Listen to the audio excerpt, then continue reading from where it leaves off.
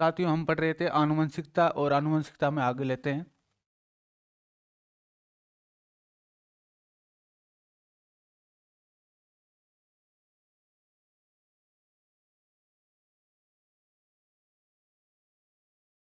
आनुवंशिकता आनुवंशिकता में आज जिस पर हम चर्चा करेंगे वो है जुड़वां सिद्धांत। जुड़वां सिद्धांत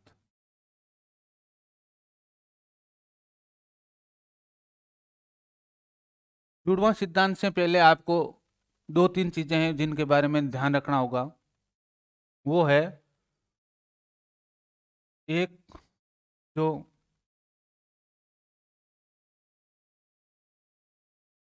मादा युग्मक होता है उसे बोलते हैं शुक्राणु, और जो नर युग्मक होता है उसे बोलते हैं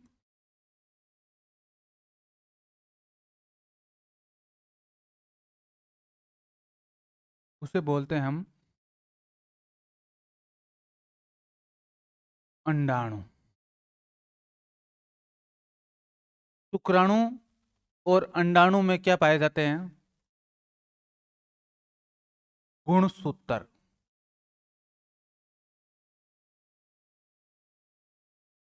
गुणसूत्र पाए जाते हैं। जो मादा युग्मक होता है उसमें जो गुणसूत्र होते हैं वो भी 23 जोड़ी होते हैं, और जो नर, इसको थोड़ा सा सुधार कर लेना, ये इंटरचेंज है, नर और मादा उल्टे हैं। थोड़ा सा यहाँ इसको रिप्लेस कर लेना और यहाँ इसको रिप्लेस कर लेना। इसमें भी कितने होते हैं? 23 जोड़ी। जो मादा युग्मक होता है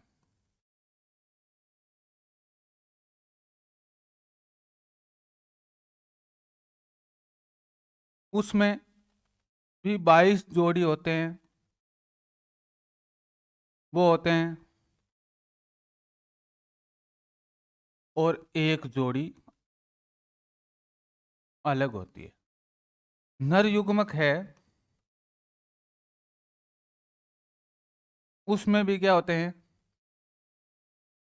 22 जोड़ी और एक जोड़ी अलग। ये जो अलग जोड़ी होती है उसमें मादा में XX और नर में XY होता है, जिसको हम लिंग गुणसूत्र बोलते हैं। क्या बोलते हैं? लिंग गुणसूत्र। आपसे पूछ ले वो नर मादा में कितने लिंग गुणसूत्र होते हैं, तो एक जोड़ी या दो लिंग गुणसूत्र होते हैं। अब ध्यान देना, जब XX का XY के साथ में मिलन होगा तो या तो X से मिलेगा, X बनेगा, या X किससे मिलेगा? X Y से मिलेगा, तब XY। इस स्थिति में क्या बनेगा? मादा युग्मक बनेगा, या जो संतान होगी वो मादा होगी, और इस स्थिति में जो संतान होगी वो नर होगी। तो आपसे पूछा जा सकता है प्रश्न यहाँ पर मनोविज्ञान में कि लिंग निर्धारण में कौन से गुणसूत्र प्रभावी होते हैं, तो नर युग्मक के गुणसूत्र प्रभावित होते हैं, अर्थात लिंग निर्धारण में नर की भूमिका है वो महत्वपूर्ण होती है। अब ध्यान देना, ये तो थी लिंग निर्धारण की प्रक्रिया हम देखनी थी। आगे देखते हैं हम, इसको थोड़ा सा ध्यान से समझना चीज को। वय संधि काल में, वय संधि काल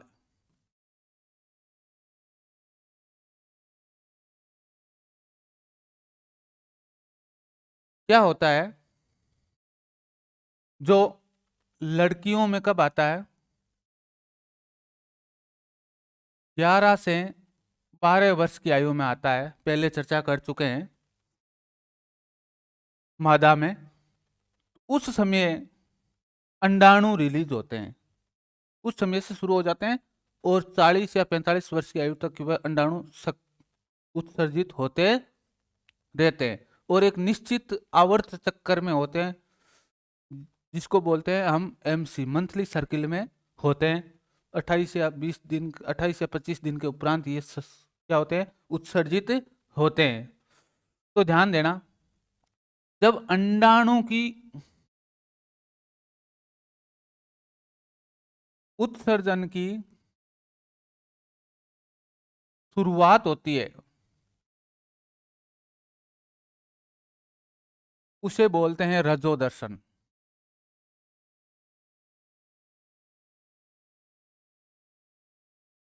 अंडाणु उत्सर्जन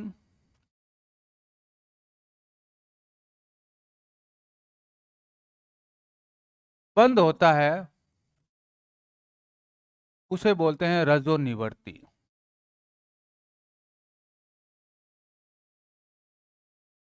क्या बोलते हैं? रजोनिवर्ती। रजोदर्शन है वो 11 या 12 साल की उम्र में शुरू हो जाता है, जबकि रजोनिवर्ती है वो 40, 45 या 50 वर्ष की आयु में सामान्यतः देखने को मिलती है। किसमें? मादा में। अब ध्यान देना, जब भी ये रिलीज होगा, ध्यान देना, जब भी ये रिलीज होंगे तब शुरू होता है क्या बनना? निषेचन की प्रक्रिया होगी, युग्मक आपस में मिलेंगे। अब क्या होता है, जब हम सहवन की प्रक्रिया में रहते हैं, सहवन की प्रक्रिया, जब नर और मादा का क्या होता है? मिलन होता है, उस प्रक्रिया को क्या बोलते हैं? सहवन की प्रक्रिया में शुक्राणु है वो किसके साथ में जुड़ेगा? अंडाणु के साथ में जुड़ेगा। शुक्राणु किसके साथ में जुड़ेगा? और एक शुक्राणु में ध्यान देना, शुक्राणु में क्या होते हैं? असंख्यक गुणसूत्र होते हैं, जिसमें कैसे केवल एक शुक्राणु ही क्या करते हैं? अंडाणु के साथ में मिलते हैं। अंडाणु एक ही रिलीज होगा 1 महीने में। तो सामान्य अवस्था में क्या होता है? एक अंडाणु है वो एक शुक्राणु से मिलन करेगा। ध्यान देना, एक शुक्राणु है वो एक अंडाणु से मिलन करेगा। तो संतान कैसी होगी? एक ही होगी पैदा। लेकिन देखा गया है कि कभी कभी जैविकता के कारण से बालिकाओं में या मादा में या लड़कियों में कहे तो क्या हो जाते हैं? 2 अंडाणु रिलीज हो जाते हैं। क्या हो जाते हैं? 2 अंडाणु रिलीज हो जाते हैं। ध्यान देना, अंडाणु कितने हो गए? 2 रिलीज हो गए।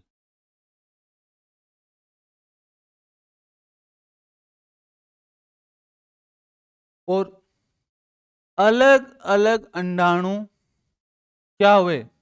दोनों शुक्राणु से क्या हो गए? शुक्राणु थे उनसे क्या हो गया? मिलन हो गया। अब ध्यान देना, ये Z1 था और ये Z2 था। ध्यान देना, वेरी इंपॉर्टेंट चीज है ये, इसको ध्यान देना। ये क्या है? अंडाणु है और ये क्या है? शुक्राणु। ये दोनों ही क्या हो गए? संलयन हो गए।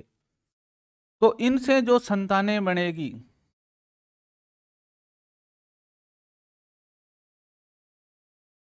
Z12 और Z23 बोल सकते हैं। अब ध्यान देना, इनसे जो संतानें बनेगी, जो अंडाणु कितने रिलीज हो रहे हैं, 2 रिलीज हो गए किसी समय, तो 2 संतानें बनेगी। और ध्यान दीजिए, वेरी इंपॉर्टेंट चीज यहां से, यदि मान लिया जाए ये शुक्राणु किस प्रवृत्ति का था, एक्स एक्स का था, और ये किसका था, एक्स वाई गुणसूत्र वाला था, जिसमें लिंग गुणसूत्र थे, तो इनका लिंग है वो कैसा होगा, भिन्न होगा। लेकिन मान लिया जाए एक ही अंडाणु रिलीज हुआ और एक ही अंडाणु किसी शुक्राणु से मिलन के बाद क्या बन गया, 2 भागों में टूट गया, Z1 में और Z2 में, 2 युग्मनज बन गए। तो उस स्थिति में क्या होगी, ध्यान देना, शुक्राणु एक ही था, मान लिया जाए एक्स एक्स प्रवृत्ति का था या एक्स वाई प्रवृत्ति का था, वो ध्यान देना इस चीज को, वेरी इंपॉर्टेंट रूप से एक ही शुक्राणु से रिलीज हो रहा है और कितने जाइगोट बन रहे हैं, कितने युग्मनज बन रहे हैं, 2। तो ध्यान देना 2 युग्मनज बन रहे हैं, इसका मतलब, मेरे कहने का मतलब है, ये जो संतान होगी या तो क्या होगा, लड़का, और ये भी क्या होगा, लड़का, या ये भी क्या होगी, लड़की, या ये भी क्या होगी, लड़की। यहां पर कितने शुक्राणु आ रहे हैं, विशेष परिस्थिति में 2 शुक्राणु अंदर आ रहे हैं। सामान्यतः बहुत कम स्ट्रॉन्ग जो शुक्राणु होते हैं वही अंडाणु तक पहुंच के अंडाणु को निषेचित करते हैं, लेकिन यहां पर 2 शुक्राणु पहुंच गए और यहां पर एक ही शुक्राणु से क्या हुआ, एक अंडा क्या हुआ, सलित हुआ, और विशेष परिस्थितियों के कारण वो कितने भागों में टूट गया, 2 भागों में। तो इससे जो संतानें पैदा होगी इसको तो बोलेंगे भ्रातृय जुड़वा। क्या बोलेंगे, भ्रातृय जुड़वा। और इससे जो संतानें पैदा होगी इसको बोलेंगे हम समरूप जुड़वा। अब ध्यान देना, यहां पर कितने अंडाणु है, 2 अंडाणु है, कितने अंडाणु है, 2 अंडाणु है, तो इसको बोलेंगे द्विअंडी जुड़वा। क्या बोलेंगे, द्विअंडी जुड़वा। और यहां पर कितने अंडाणु है, एक ही अंडाणु है, एक ही शुक्राणु से रिलीज हुआ, संलयन किया, और कितने भागों में टूट गया, 2 भागों में टूट गया। तो यहां पर कितने जो बोलेंगे उसको बोलेंगे एकांडी जुड़वा। क्या बोलेंगे, एकांडी जुड़वा। अब ध्यान देना, यहां पर शुक्राणु 1 है और यहां पर क्या है, शुक्राणु 2 है। तो शुक्राणु में क्या बैठे रहते हैं, गुणसूत्र होते हैं, शुक्राणु में क्या होते हैं, गुणसूत्र होते हैं, और गुणसूत्रों में क्या होती है, ध्यान देना, गुणसूत्रों में जीन होते हैं। तो इनका क्या होगा, आनुवंशिकता अलग अलग होगी, जबकि इनकी आनुवंशिकता वे क्या होगी, एक समान होगी। क्या होगी, एक समान होगी। तो ध्यान देना इस चीज को, आगे पहले पढ़ते हैं हम समरूप जुड़वा। इसको बोलते हैं हम एक समान जुड़वा।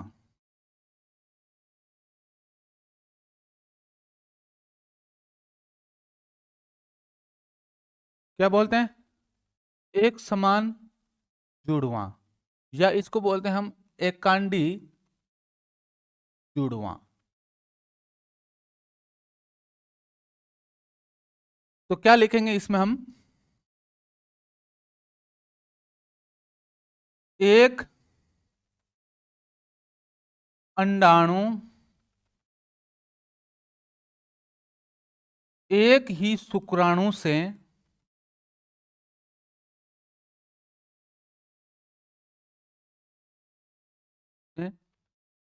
निषेचित होता है, निषेचित होता है। ये लाइन आपको ध्यान में रखनी है, होता है विशेष परिस्थितियों से कारण, विशेष परिस्थितियों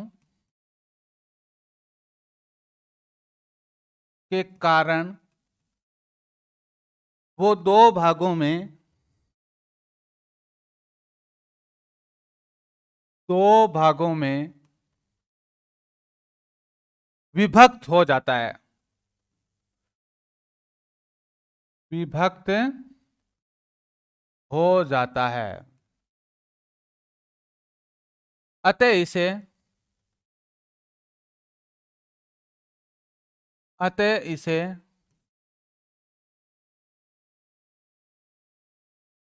एकांडी जुड़वां कहते हैं। क्या कहते हैं? एकांडी जुड़वां कहते हैं। या इसको यमज भी बोल सकते हैं, एकांडी यमज। जुड़वां का दूसरा नाम क्या है? यमज। तो लिखो एकांडी यमज का लिंग सदैव समान होगा।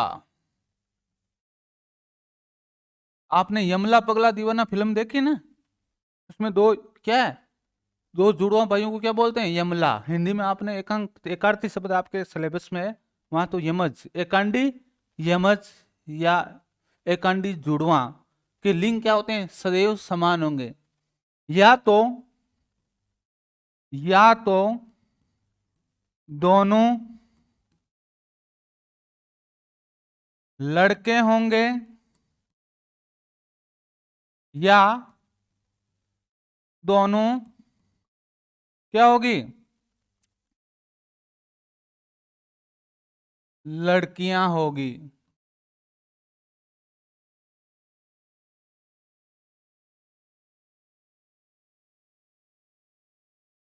दोनों संतानों के सभी शारीरिक गुण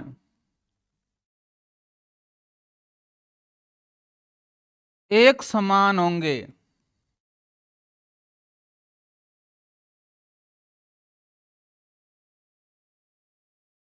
अर्थात दोनों की आनुवंशिकता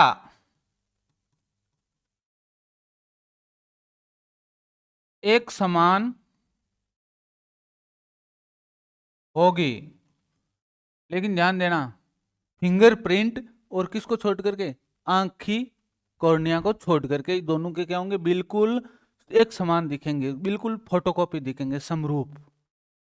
एक को दूसरे के अंदर क्या किया जा सकता है? छिपाया जा सकता है। तो ध्यान देना, ये थे समरूप जुड़वां, एकांडी जुड़वां, या एक समान जुड़वां, या आइडेंटिकल ट्विन, या एकांडी यमज कह सकते हैं हम इनको। ध्यान देना, ये चीज आपको ध्यान में रखनी है। इस परिस्थिति में एक अंडाणु क्या करेगा? एक ही शुक्राणु से क्या होगा? संलयन होगा या निषेचित होगा। विशेष परिस्थितियों के कारण से जो युग्मनज बनता है वो दो भागों में विभक्त हो जाता है। अतः इसे एकांडी जुड़वां कहते हैं। क्या कहते हैं? एकांडी जुड़वां कहते हैं। एकांडी यमज का लिंग सदैव समान होगा, क्योंकि जो गुणसूत्र है उसमें लिंग गुणसूत्र या तो एक्स एक्स होगा, जो शुक्राणु आया उसमें उसका लिंग गुणसूत्र क्या होगा? या तो एक्स एक्स होगा या क्या होगा? एक्स वाई होगा। तो उसके रिलीज होने से क्या होगी? ध्यान देना, या तो दोनों लड़के पैदा होंगे या क्या होंगे? दोनों ही लड़कियां पैदा होगी। तो इसको बोलते हैं हम समरूप जुड़वां। क्या बोलते हैं? समरूप जुड़वां। अब ध्यान देना, अगली बात देते हैं हम भ्रातृय जुड़वां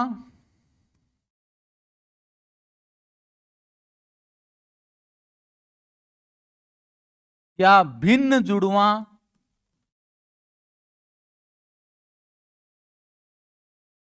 या इसको क्या बोलेंगे? असमान जुड़वां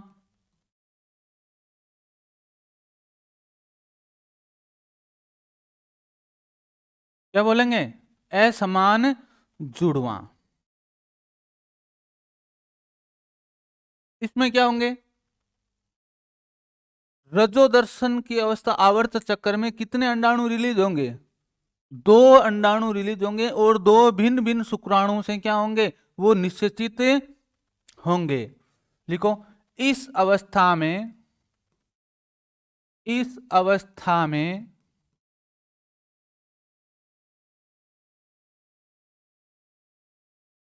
मादा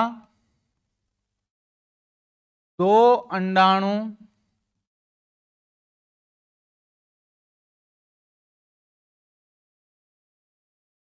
क्या करेगी,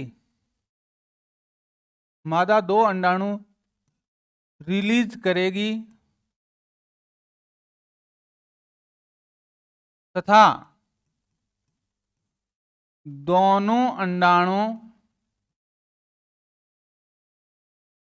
दोनों अंडाणु भिन्न भिन्न, भिन्न भिन्न शुक्राणु से क्या होंगे, निषेचित होंगे।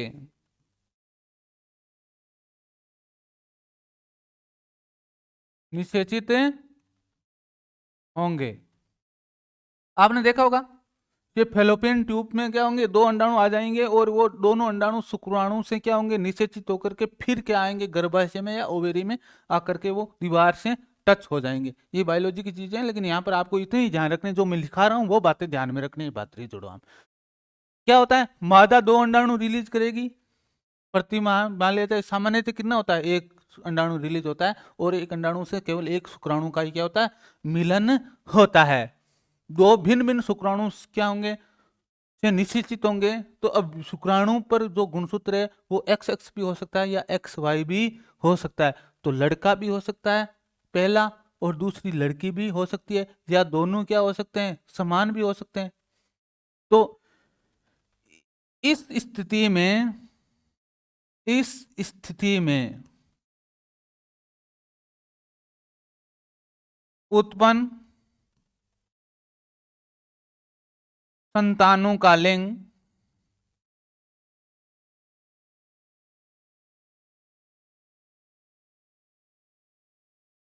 भिन्न भिन्न या एक समान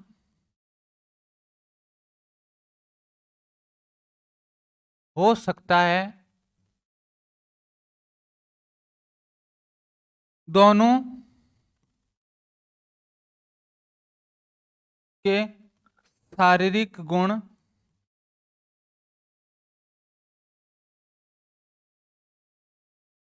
देखने में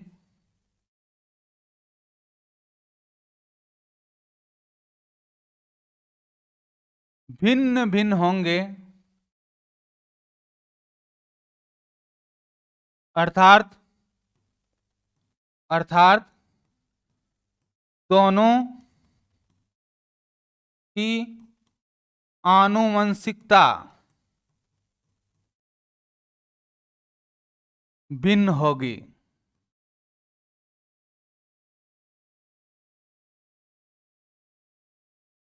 अब ध्यान देना, जो आनुवंशिकता और जो प्रकृति के अध्ययन करता है, उन्होंने समरूप जुड़वा बच्चों को एक जगह पाला और एक खंडे भिन्न जुड़वा बच्चों को एक जगह पाला। तो देखा कि जो समरूप जुड़वा वाले के बालकों के जो अन्य गुण थे वो भी क्या थे, समान थे, क्योंकि उनकी आनुवंशिकता क्या थी, एक समान थी। लेकिन भातृ जुड़वा के गुण थे वो भी क्या थे, भिन्न भिन्न पाए गए, क्योंकि उनकी आनुवंशिकता क्या थी, भिन्न भिन्न थी। क्योंकि वो एक ही शुक्राणु से क्या हो रहा है, अंडाणु क्या हो रहा है, निषेचित हो रहा है।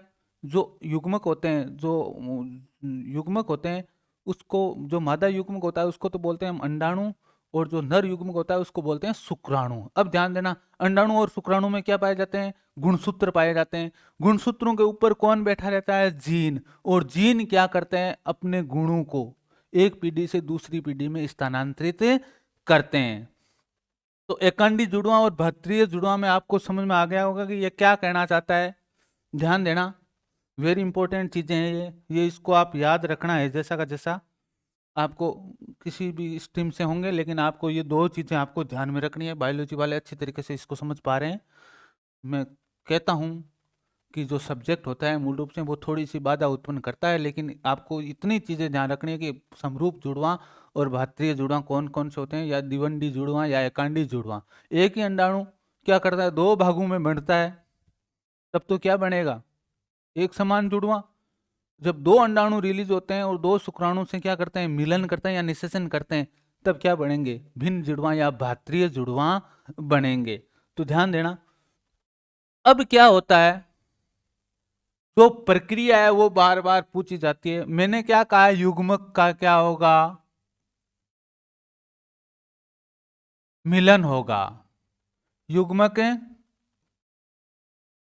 मिलन, फिर निषेचन होगा,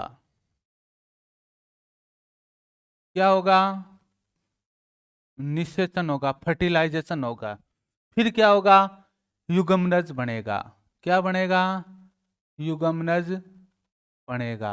और युग्मनज फैलोपियन ट्यूब से बाहर निकलते हुए अंडाशय गर्भाशय में आएगा और फिर क्या बनेगा, भ्रूण। ये प्रक्रिया आपको भी ध्यान में रखनी है, स्टार लगा लो इसको। युग्मक क्या है, अब ध्यान देना, युग्मक दो प्रकार के होते हैं। युग्मक कितने प्रकार के होते हैं, दो प्रकार के होते हैं। ध्यान देना, कौन कौन से हैं, युग्मक दो प्रकार के होते हैं। जो मादा युग्मक होता है उसको बोलते हैं अंडाणु, और जो नर युग्मक होता है उसको क्या बोलते हैं, शुक्राणु। अब ध्यान देना, युग्मनज है वो एक कोशिकीय होता है और इसमें कोशिकीय विभाजन के फलस्वरूप भ्रूण की उत्पत्ति होगी। तो बहुत बार पूछा जाता है कि मानव शरीर, मानव मूलतः क्या होता है, एक कोशिकीय होता है, कोशिकीय होता है। ये वेरी इंपॉर्टेंट चीज है। मानव मूलतः क्या होता है, एक कोशिकीय होता है, फिर कोशिकीय विभाजन पाया जाता है और कोशिकीय विभाजन के फलस्वरूप क्या बनता है, भ्रूण या एम्ब्रो बनता है। और ये भ्रूण आगे जाकर के 9 महीने बाद में एक पूर्णतः शिशु का रूप ले लेता है, जिसको हम मानव विकास की अवस्थाओं में पढ़ेंगे आगे। ध्यान देना, जो मानव मूलतः क्या होता है, एक कोशिकीय होता है, क्योंकि युग्मनज है उसमें एक कोशिका है। अब ध्यान देना, वेरी इंपॉर्टेंट रूप से चीज जो मैं आगे पढ़ाने जा रहा हूं। अब क्या है कि गुणसूत्र और जीन, शुक्राणु और अंडाणु में क्या होते हैं, गुणसूत्र होते हैं, और गुणसूत्र के अंदर क्या रहते हैं, बहुत सारे जीन रहते हैं। तो गुणसूत्र होते हैं वो क्या करते हैं, जीन बैठे रहते हैं। तो जीन क्या होते हैं, आनुवंशिकता के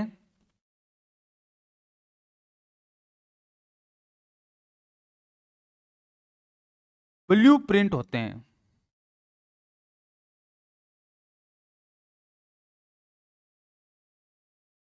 जबकि गुणसूत्र क्या चलते हैं, आगे ले जाते हैं। तो आनुवंशिकता के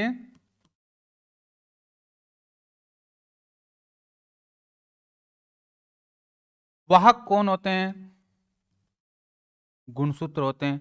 अब जीन में क्या रहता है, डीएनए और आरएनए, इसके अनुसार गुण पैदा होंगे। DNA deoxy, D oxy ribo nucleic अम्ल एसिड। और आरएनए क्या होता है, राइबो न्यूक्लिक अम्ल होता है।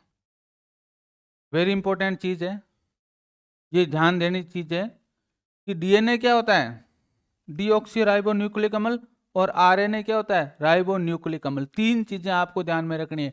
मानव मूलतः क्या होता है, एक कोशिकीय। ये प्रक्रिया युग्मक जब आपस में मिलन होता है तो निषेचन होता है, और निषेचन से क्या बनता है, जाइगोट बनता है, और जाइगोट से क्या बनता है, गेमिट। गैमीट का मिलन होता है तब इस फर्टिलाइजेशन होकर के युग्मनज बनता है, और युग्मनज से क्या बनता है, एम्ब्रो।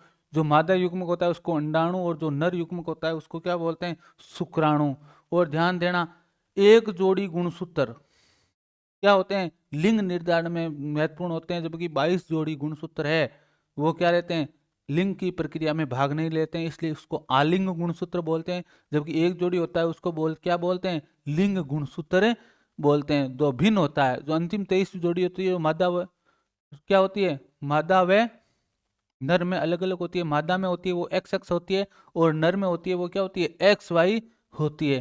तो एक्स वाई होगा तो एक्स एक्स ही होगा मादा में, तो लेकिन नर्स में क्या हो सकती है, एक्स एक्स रिलीज हो रहा है या एक्स वाई रिलीज हो रहा है, वो अलग अलग चीजें हैं कि एक्स आ रहा है मादा से, नर से, या वाई आ रहा है, उस पर निर्भर करेगा कि हमारा बच्चा है वो कैसा होगा। तो ध्यान देना, ये वेरी इंपॉर्टेंट क्लास है। इसमें से बहुत सारे क्वेश्चंस आते हैं। डीएनए और आरएनए की फुल फॉर्म भी पूछी जा चुकी है, क्योंकि ये क्या करते हैं, जीन के अंदर विशिष्ट प्रकार के रासायनिक पदार्थ होते हैं जो आनुवंशिकता के वाहन में या आनुवंशिक गुणों के वहन करने में, अगली पीढ़ी में ले जाने में बहुत महत्वपूर्ण भूमिका है, वो हमारे बीच में अदा करते हैं। अब जो मैं बातें मैं करूंगा वो केवल आनुवंशिकता से संबंधित वो बातें करूंगा, जो यहाँ पर आपसे आनुवंशिकता के नियम कौन कौन से होते हैं, आनुवंशिकता में किस तरीके से आगे बढ़ती है, ये चीजें मैं आपके बीच में करने वाला हूं। तो ध्यान देना, अगली जो स्लाइड है वो लेते हैं हम। तो आनुवंशिकता के आनुवंशिकता के नियम, आनुवंशिकता के नियम।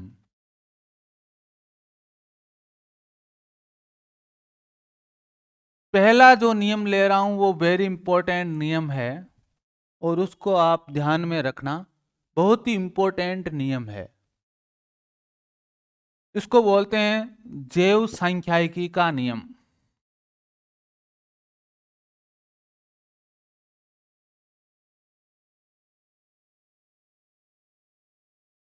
और ये किसने दिया था, गाल्टन ने। किसने दिया था, गाल्टन ने।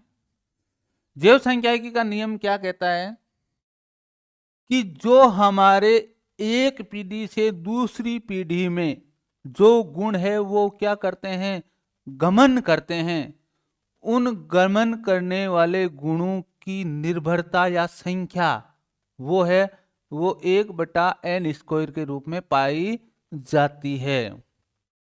तो ध्यान देना, यहां थोड़ा सा ध्यान देना, जैसे माता पिता दादा दादी, या क्या बोल सकते हैं, नाना नानी,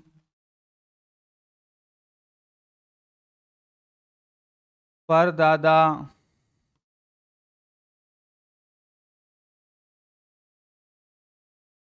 परदादी, और पर नाना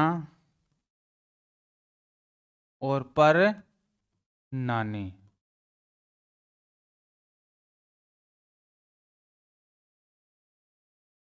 पर नानी, ध्यान देना। अब मान लिया जाए किसी माता पिता से कोई संतान पैदा हुई, क्या हुई, संतान पैदा हुई, तो इसमें 1/2 गुण यदि संतान में माता पिता से जा रहे हैं तो 1/4 गुण किससे जाएंगे, परदादा या प्रदादी से, और दादा और दादी से। और इसके 1/16 गुण किससे जाएंगे, परदादा या परदादी या प्रनाना या प्रनानी से जाएंगे। इसी तरीके से यदि हम आगे बढ़ते जाएं तो यह क्या हो जाएगा, 1/16 का स्क्वायर गुण। तो यानी जो गुण है वो एक पीढ़ी से दूसरी पीढ़ी में 1/n² मात्रा में ही क्या होते हैं, गमन करते हैं। मतलब आप देखते हो कि आधे गुण यदि आनुवंशिकता से संतान के माता पिता से प्राप्त हुए हैं तो उसके 1/4 गुण किसके हैं, परदादा परदादी के। उसके 1/16 गुण किसके हैं, परनाना परदादा परदादी के। उसके अगली पीढ़ी के 1/16 का स्क्वायर लगेगा। तो ध्यान देना, एक श्रृंखला बनेगी, उस श्रृंखला को हम बोलेंगे पीढ़ी दर पीढ़ी। प्रथम पीढ़ी,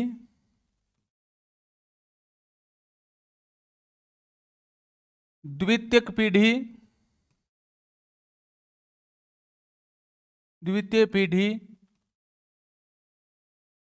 तृतीय पीढ़ी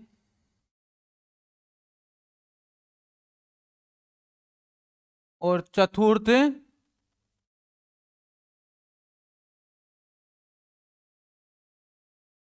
पीढ़ी। ध्यान देना, प्रथम पीढ़ी से 1/2, फिर द्वितीय पीढ़ी से 1/2 का स्क्वायर 1/4, फिर तृतीय पीढ़ी से जो गुण है द्वितीय पीढ़ी के उसका स्क्वायर 1/4 का स्क्वायर 1/16 और 1/16 का स्क्वायर। अगली पीढ़ी में 1/16 का स्क्वायर। जो गुण होंगे रिलीज वो 1/4 पीढ़ी, 1/16 का स्क्वायर में रिलीज होंगे। तो ध्यान देना, जो पूछा जाता है वो क्रम पूछा जाता है 1/2, 1/4, 1/16 और 1/16 का स्क्वायर। जो आएगा वो अगली में जो आएगा वो अगली पीढ़ी में रूपांतरित होते जाएंगे। तो क्या होगा, संतान में गुणों का गमन पिछली पीढ़ी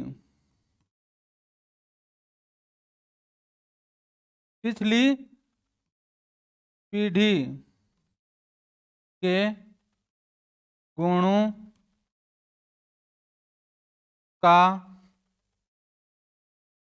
1/n² होगा, जहां n पिछली पीढ़ी के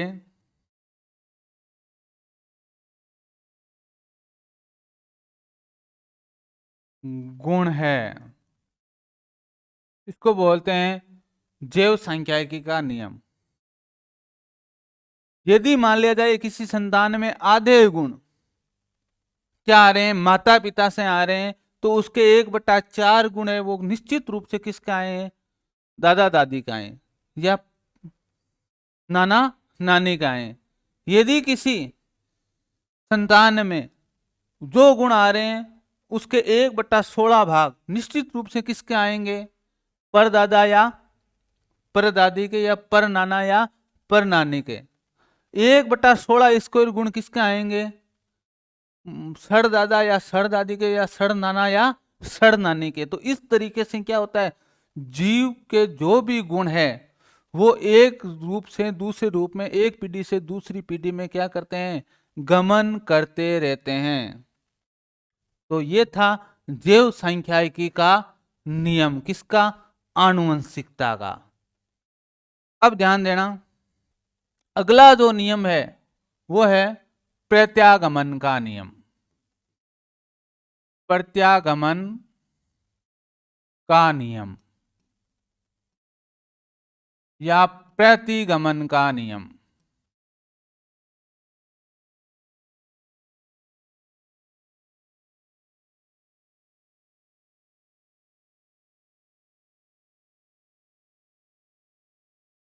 ये दिया था सोरेनसन ने। किसने दिया था? सोरेनसन ने। वेरी इंपॉर्टेंट रूप से ध्यान रखना इसको। सोरेनसन कहता है कि आनुवंशिकता के में क्या होता है, कभी कभी बिल्कुल विपरीत गुण देखने को मिल जाते हैं विशेष तरीके के बदलाव होने के कारण से। निषेचन की प्रक्रिया के दौरान विशेष बदलाव होने के कारण से क्या देखने को मिल जाते हैं, बिल्कुल क्या हो जाते हैं, विपरीत गुण दिखाई देते हैं। तो देखना, संतानों में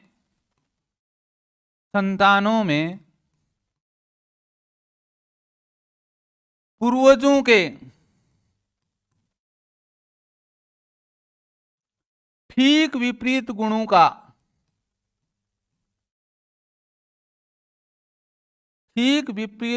का संतानों में पूर्वजों के ठीक विपरीत गुणों का अभिगमन होना।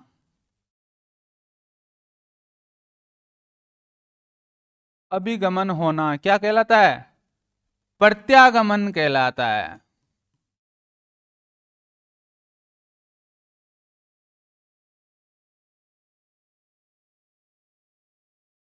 क्या कहलाता है? प्रत्यागमन कहलाता है। ध्यान देना। उसके बाद में लिखता है सोरेनसन, कभी कभी बुद्धिमान माता पिता की संतानें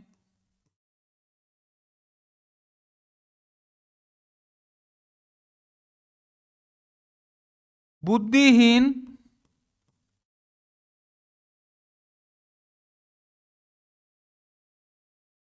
तथा बुद्धिहीन माता पिता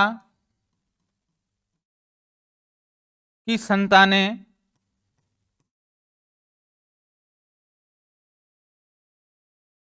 बुद्धिमान पैदा होती है।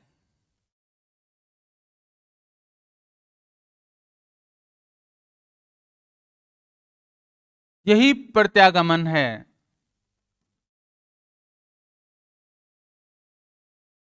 यही प्रत्यागमन है।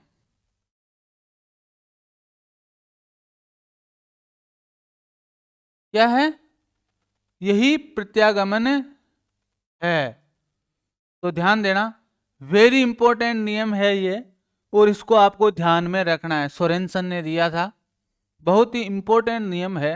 और इस नियम से ये ज्ञात होता है कि क्या हो जाती है, बिल्कुल विपरीत गुणों वाली संतानें भी पैदा हो सकती है आनुवंशिकता के कारण से, क्योंकि निषेचन की प्रक्रिया में विशेष बदलाव होता है।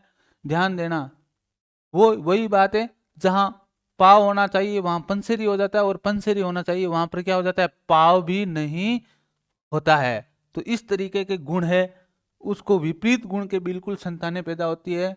और कभी कभी आपने देखा होगा, सुने होंगे कि किसी संतान को कहते हैं कि आपके दादा दादी या माता पिता तो ऐसे थे, जोर को जल में और धोले आंखें को। मतलब उसका मतलब है उनके गुण है वो बिल्कुल भी अपने पूर्वजों से नहीं मिल रहे हैं, वो ठीक विपरीत क्या दिखा रहा है, लक्षणों का अभिगमन कर रहा है। तो इसलिए हमने सुना होगा कभी कभी। तो ये किस नियम पर आधारित है? प्रत्यागमन के नियम पर आधारित है, या प्रतिगमन यानी पीछे की ओर लौटना, बिल्कुल विपरीत लौटना। अगला जो सिद्धांत है वो अर्जित गुणों का संक्रमण। अर्जित गुणों का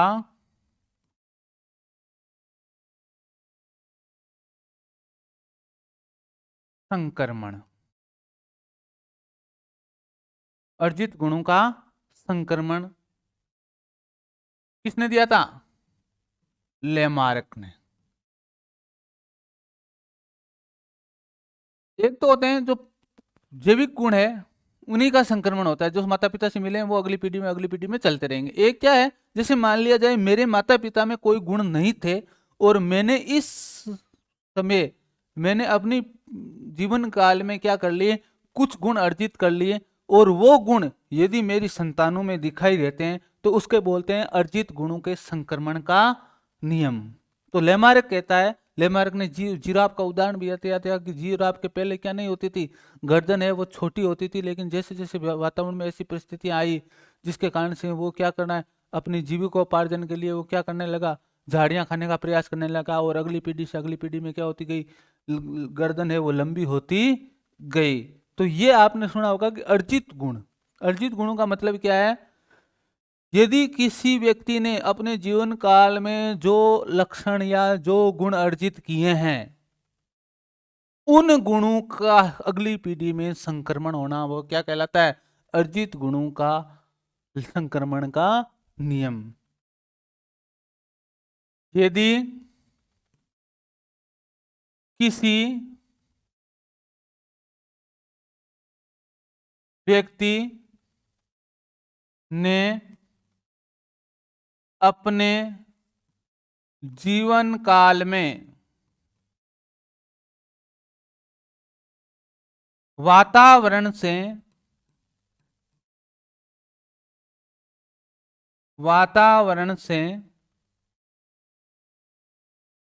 कुछ गुण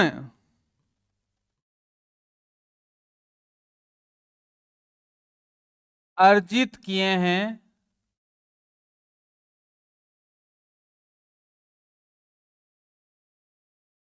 तथा वही गुण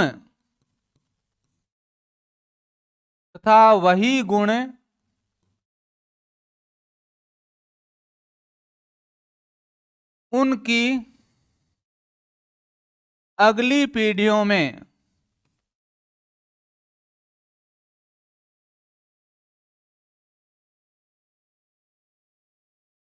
दिखाई दे, तो यह अर्जित गुणों का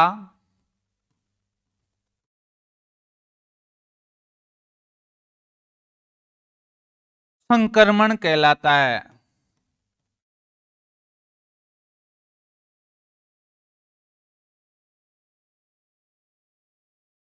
अर्जित गुणों का संक्रमण कहलाता है। अर्जित गुण अगली पीढ़ी में जाएंगे, ये कौन कह रहा है, लेमार्क कह रहा है। जैसे मान लिया जाए कोई किसी समय किसी व्यक्ति ने क्या कर लिया, गीत गाने का क्या कर लिया, कोई गुण विकसित कर लिया, उसका पूर्वजों का कोई गीत संगीत से कोई नाता नहीं था, और वो मान लिया जाए अच्छा गीत संगीतकार बन गया, या अच्छा क्या बन गया, वक्ता बन गया। तो यदि उसकी संतान में वो गुण यदि क्या होते हैं, दिखाई देते हैं या परिलक्षित होते हैं उनकी संतान में, तो उससे बोलेंगे हम अर्जित गुणों का संक्रमण या ट्रांसफॉर्मेशन। क्या बोलेंगे, ट्रांसफॉर्मेशन, ट्रांजेक्शन हो जाएगा। तो यदि व्यक्ति ने अपने जीवन काल में वातावरण से कुछ गुण अर्जित किए हैं, न कि पूर्वजों की पीढ़ियों से चले आ रहे हैं, और वही गुण यदि अगली पीढ़ी में जा रहे हैं, तो उसको बोलते हैं अर्जित गुणों का संक्रमण या अर्जित गुणों के संक्रमण का नियम। ये किसने दिया था, लेमार्क ने। तो लेमार्क ने कहा था कि न केवल बालक है, न केवल व्यक्ति अर्जित गुण जो जैविक गुण है उन्हीं को अगली पीढ़ी में भेजता है, उन्होंने कहा कि जो अर्जित गुण करता है अपने जीवन काल में, उन्हीं को भी क्या करता है, अगली पीढ़ी में संक्रमित करता है या भेजता है। तो ये लेमार्क का बहुत विशेष कथन है। न केवल क्या करता है, जैविक गुणों को अगली पीढ़ी में भेजता है व्यक्ति, जो व्यक्ति ने अपने जीवन काल में क्या किए हैं, कुछ गुण अर्जित किए हैं, वही गुण भी अगली पीढ़ी में क्या करेंगे, संक्रमित होंगे। कौन कहता है, लेमार्क कहता है। अब बीजमैन ने क्या किया, चूं पर प्रयोग किया। बीजमैन ने कहा कि केवल जैविक गुणों का क्या होता है, संक्रमण होता है, न कि अर्जित गुणों का। उन्होंने क्या किया, लगातार कुछ जो चूहे हैं उनकी क्या काट दी गई, पूंछ काट दी, लेकिन जो अगली पीढ़ी में जो चूहे पैदा हो रहे थे वो क्या हो रहे थे, पूंछ सहित पैदा हो रहे थे। अर्जित करवाया गुण, काटना मतलब वातावरण में प्रभाव डाला, वातावरण का प्रभाव नहीं दिखाई दिया। जो बच्चे पैदा हो रहे थे चूहों से, वो कैसे पैदा हो रहे थे? पूंछ सहित पैदा हो रहे थे। तो उन्होंने कहा कि जैविक गुण ही क्या होते हैं, केवल जैविक गुण ही संक्रमित होते हैं, न कि अर्जित गुण। तो अब इसने खंडन किया। तो लेमार्क के सिद्धांत का खंडन किसने किया था? बीजमैन के अनुसार। बीजमैन बीजमैन ने क्या कहा है? केवल जैविक गुण ही क्या करते हैं? केवल जैविक गुण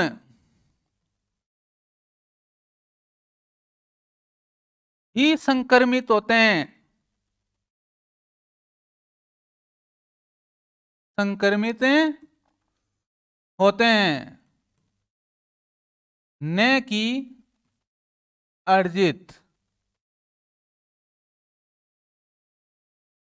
चाहे मानव ने कुछ भी अर्जित किया होगा वातावरण से, वो अगली पीढ़ी में परिलक्षित न होंगे। इसलिए इसको बोलते हैं जैविक गुणों के संक्रमण का सिद्धांत। तो जैविक गुणों के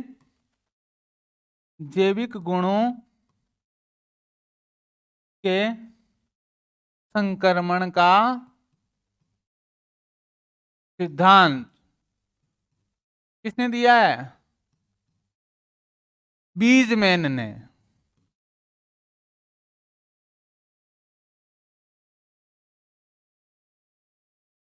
देखो, इस नियम के अनुसार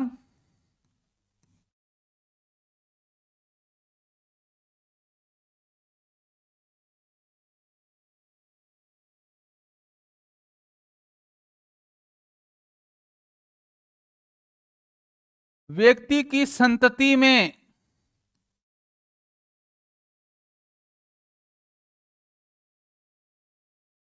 केवल वही गुण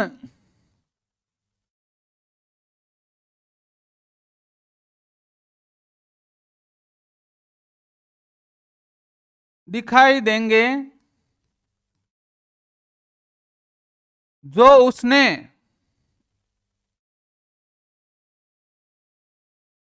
जो उसने जो उसने पूर्वजों से प्राप्त किए हैं।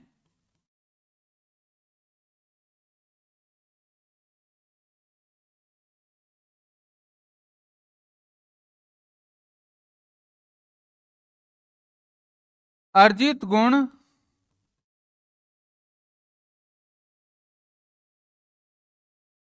अर्जित गुण स्थायी न होकर केवल उस पीढ़ी तक ही सीमित होते हैं।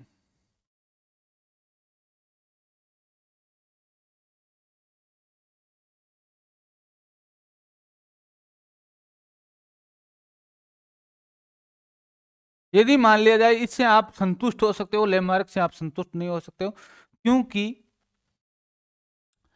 हमने देखा होगा कि पूर्वजों के गुण है वो क्या होते हैं? संक्रमित होते हैं। ये तो हमने आनुवंशिकता में पढ़ते हैं। लेकिन यहाँ पर क्या चल रहा है? अर्जित और या जो जैविक जो आ रहे हैं चलिए पीढ़ियों से या सदियों से चले आ रहे हैं, वो हमने ऐसे भी सुना होगा कि बंदर कितना भी बूढ़ा हो जाए गुलेट्टी खाना नहीं भूलता है, उलेट्टी खाना नहीं भूलता है। लेकिन बीजमैन कह रहा है कि ये बिल्कुल सही है।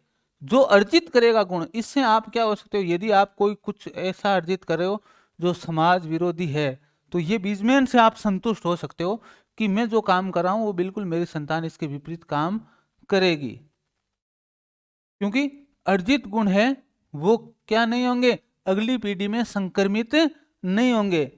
और बीजमैन क्या कह रहा है? जो पीढ़ियों से पीढ़ी दर पीढ़ी जो गुण चलते आ रहे हैं, वही गुण केवल क्या होंगे? अगली पीढ़ी में क्या होंगे? स्थानांतरित होंगे। तो अगली चीज है वो हम लेंगे अगली क्लास में। आपको मेरी क्लास कैसी लगी जरूर कमेंट करके कमेंट बताना, और कमेंट बॉक्स में आप अपनी समस्याओं को इंदराज कर सकते हो। और हमारे यूट्यूब चैनल के साथ साथ में हमारे टेलीग्राम चैनल से भी जुड़ सकते हो। आपका बहुत बहुत अभिनंदन, आपका बहुत बहुत साधुवाद जो हमसे जुड़ करके आप निरंतर अपनी सफलता की ओर अग्रसर हो रहे हो, और गोल गुरु एकेडमी आपके साथ हमेशा बनी रहेगी। यूं ही आप इसी आशा के साथ में मैं इस क्लास को विराम देता हूं यहीं पर। धन्यवाद।